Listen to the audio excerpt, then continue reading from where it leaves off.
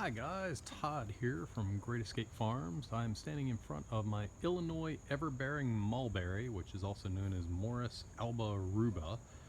Well, I'm gonna do a quick video on how to propagate this, but first I'll go ahead and describe it a little. So it has fruit that is extra sweet, and it's also seedless. The fruit is about 1.5 inches long or longer and about 1/2 inch wide. It ripens over about a 2-month period of time, starting in June and going through August, at least in my area in Zone 7 in Maryland.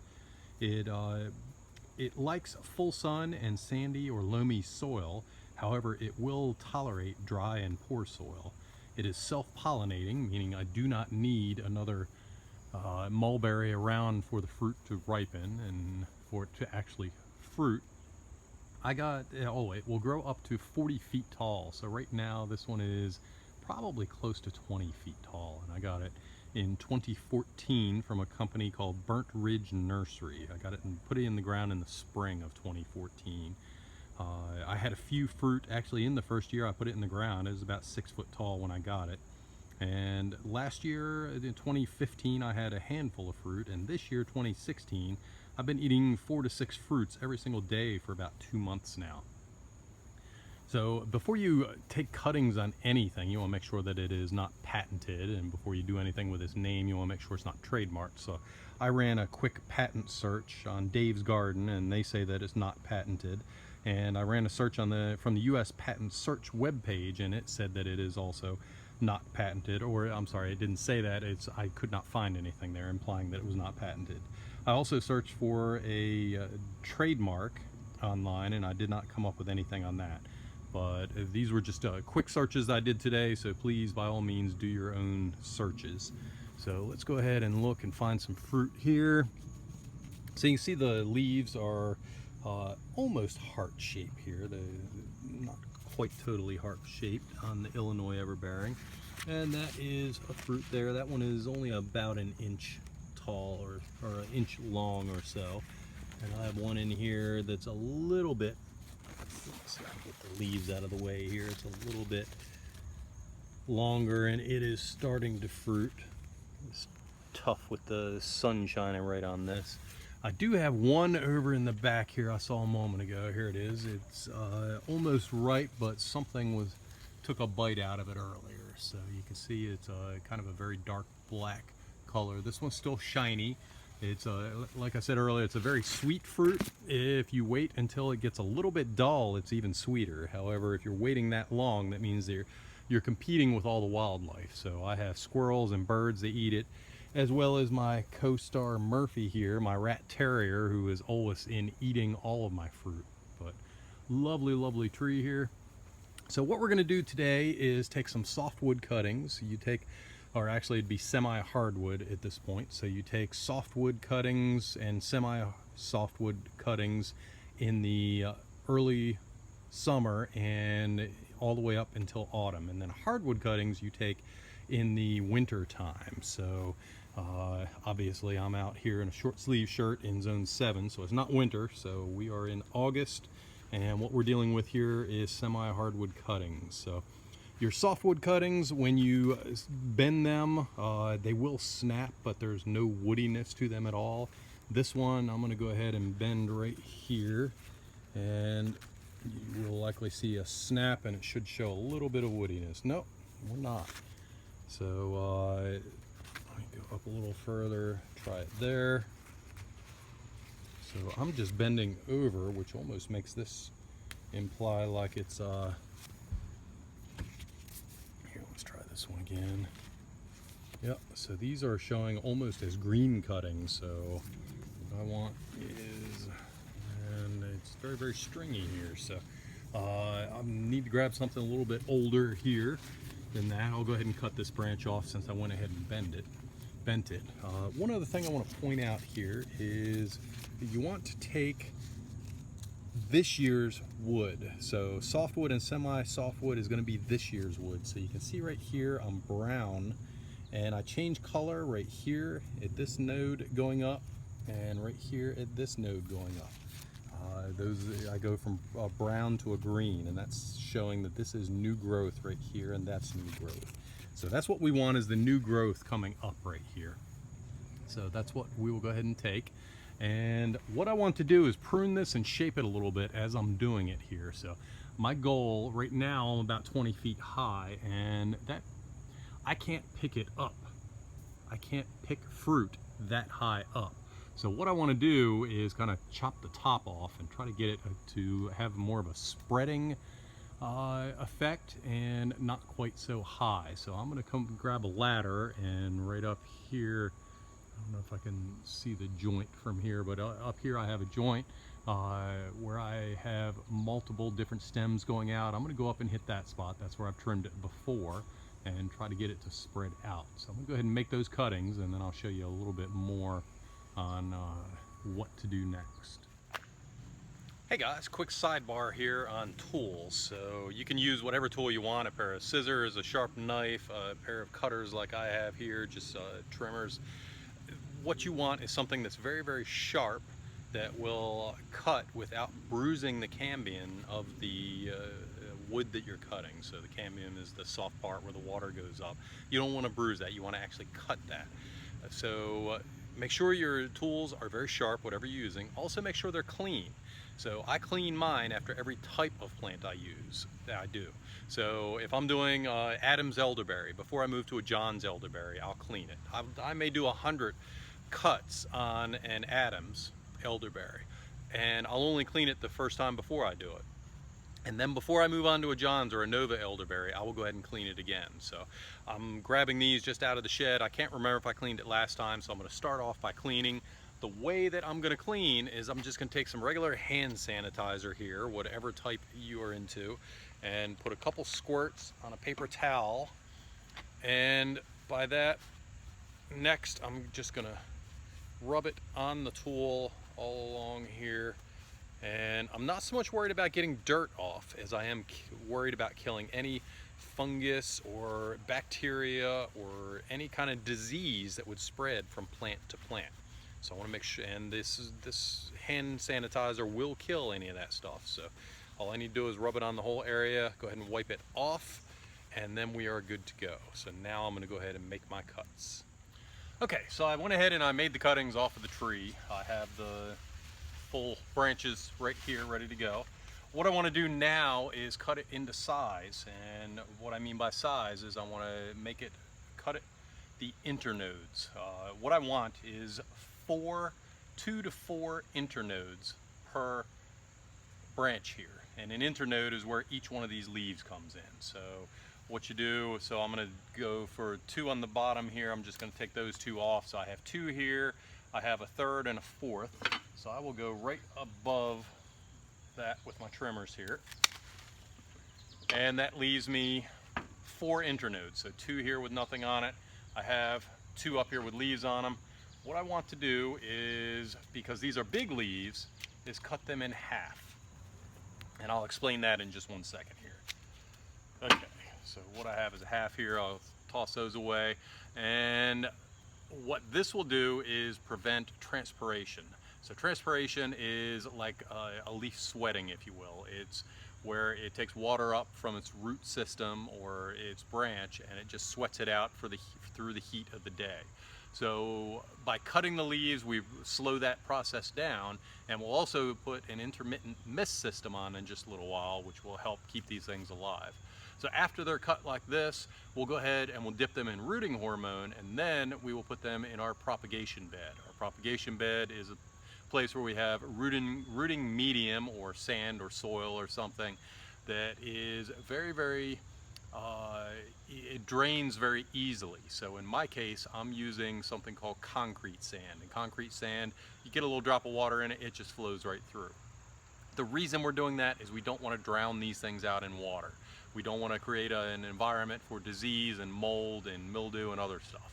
So all we want to do, we'll be wetting them with the intermittent mist system a good bit, and we want that water to just flow right through, because the reason that we want the mist system on is to keep the leaves wet, not so much any roots, because right now there aren't any roots. There's no sense watering there. So I'm going to go ahead and cut up all of these, and I'm also going to make up the rooting hormone solution, and actually I'll do a little separate piece while I'm making up the rooting hormone solution there so you can see how that's done. Okay guys, I'm here to make up the rooting hormone solution for this section of the video. So I use the Dip and Grow liquid rooting hormone solution. That's a picture of what it looks like. You open it up and there's all kinds of warnings on it saying not to get it on your skin and everything. If you have sensitive skin, you might want to use rubber gloves. In here it does talk about different dosages to use, which is why I like the liquid stuff. So for hardwood cuttings, you use a 1:5 ratio. For medium softwood cuttings, you use a 10:1 ratio. And for softwood cuttings, you use a 20:1 ratio. So I am working with softwood cuttings here, so I am going to mix 20:1. I actually measured this out earlier, so for me it's a 1.5 cups of this solution in this particular container here, mixed with water, and then I fill it up 3/4. Or I fill it up 3/4 with water. So I'm going to go ahead and mix that up real quick. So there's 1 cap, and then about 1/2, and then I'm going to fill this 3/4 of the way up with water, and that's about 3/4. And now my rooting hormone is ready to go. So that's it for this. Let me go ahead and do some more cuttings, and then we'll actually dip it in the rooting hormone. Okay, we're back here. I want to cover one other thing on the leaves here. So I actually ended up cutting off about 3/4 on the mulberry because they are so big. But I want to point out, so this is the top side of the leaf here. On the back side, if you notice there's veins here, you want to cut diagonally, or not diagonally, but you want to cross cut these. You don't want to go up this way. So I would not want to cut this way. I want to go across and cut the veins off just like this. And that is what you want. So whatever leaf shape you have, figure out what it is and make sure that you go across on it. Next up, I want to point out, I went ahead and I snapped this wood that I'm working with right now. It actually did snap, so I am dealing with either soft or semi-soft wood here. If you notice, it is not woody.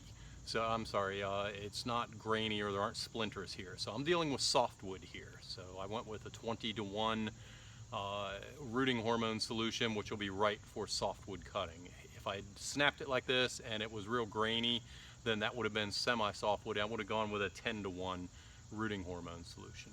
So with that, I have my rooting hormone solution here. Get rid of this. And these are the plants that I cut. I have 2 nodules down here that I took the leaves off, and then 2 up here with the leaves on. I grouped them together like this, and what I'm going to do is just dip them in the rooting hormone for about 5 seconds or so, and then shake them off. Don't get this in your eyes. Be careful how you do it. Be a little more careful than I am. I've been doing this for years, and I'm a little bit careless with some things just because I'm used to doing it, but until you get used to doing it, make sure you use caution with the rooting hormone here. So shake that off, and I say to be careful, and I go spill it all over. So I will clean that up and hose it down in a moment. So now we're ready to move over to the mist system and put these in the bed. So I'm going to go ahead and set the camera up over there, and we'll actually put these in the ground. So this is my mist irrigation bed here. I have 2 nozzles here, one here and one right there, 2 mist nozzles, and they're going to come on in just a few seconds. There we go. You can see they are on, so they're both on right now, and they're overlapping one another. And what they're doing is they're just spraying a fine mist down on the plants here, and they come on once every 5 minutes for 10 seconds, and you can see the water kind of dripping off of the leaves here. And I have it set up to come on at 6 a.m. and to shut off at 9 p.m. So it's not running during the night, only during the heat of the day, and that's to prevent transpiration and to keep the leaves moist so that they don't burn or anything, and that way they will have something with photosynthesis to actually allow it to make roots. So that's the mist part here. When I'm actually planting in a couple of minutes, I'll shut these down because I'm going to have the iPhone real close. I don't want to soak yet. A couple other things. So I have a document right here, and it has numbers on the side, over here on the row, on the far left hand side, and you see it says row 2, 4, 6, 8, and row 2 is John's elderberry, row 4 is non-applicable, row 6 is Adam's elderberry. Nothing on row 8 yet, but that's where I'm going to be putting the Illinois Everbearing Mulberry that I have. And then you'll notice that in row 14 I also have Illinois Everbearing Mulberry. I took some earlier in the year, but they're not doing so well, so I wanted to wait and take some a little bit later in the year. So what I do is I put down a tape measure from the end. Row 2 is at 2-inch mark, row 4 is at 4 and there's nothing there, row 6 is where my elderberry is, row 8 is where the mulberry will be. And you can see I'm right on top. What I do is I put a piece of wood, a piece of bamboo that came in with a plant here, and that allows me to keep my row straight. So I will have all the rows in here, and make sure that you document. So on my document here I have the quantity that I planted, and in the notes section I have little notes here. So I have an A on that one, I have a B on that one, and I put down here when I planted it. And well, let's see, for A I used powdered rooting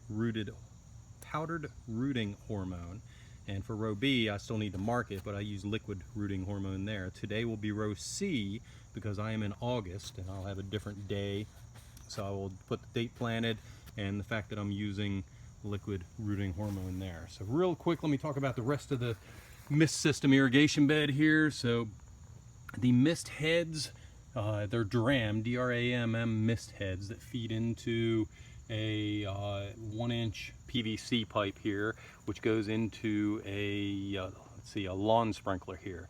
This runs into an electric wire which I have back in my shed back there, and that has a Galcon 8056 ACS, I think it is, programmable sprinkler valve that shuts these on and off. And like I said, it's on from 6 a.m. to 9 p.m. for every 5 minutes. It comes on for 10 seconds at a time. So that's how it comes on and off, is with the timer. My input is right here, and I have another piece going off to the side that's for future use. Right now it's just dead-ended and not used. And I go into a water filter here. This water filter is designed to remove any chlorine and stuff like that. So I'm giving it straight filtered water at least. And I'm just coming out of a garden hose. There's the garden hose. Okay guys, I'm back here. So I have the plants I'm gonna put in here, right here. And what I do is I place them about an inch or two apart, and I try to line the leaves up so that they're all in a line and they sit with one another, because if I put them sideways then they kind of get in the way of the plants next to them. If I put them in a row like this, they just deal with one another. And these are actually going in at about 2.5, 3-inch distances, just because they are so big. And all I do is I push them down a couple of inches here, enough so the wind doesn't blow them around too much. And if I had powdered rooting hormone, I'd have to worry a little more about these, because I'd be rubbing the rooting hormone off. But because I had the liquid and it sat on the plants for 5 seconds, it will do plenty, or it will stay on and I won't have to worry about it. So I'm getting to the point I can't reach across here anymore, so I'm just going to add these few in, and I have a couple more I'll add on the other side over there. But I'll do that after I shut this video off. For right now, I want to thank you for tuning in. Please consider subscribing to our YouTube channel, and also go to greatescapefarms.com and consider subscribing for our email list, or just checking out the blog post there. Thank you very much, and have a great day.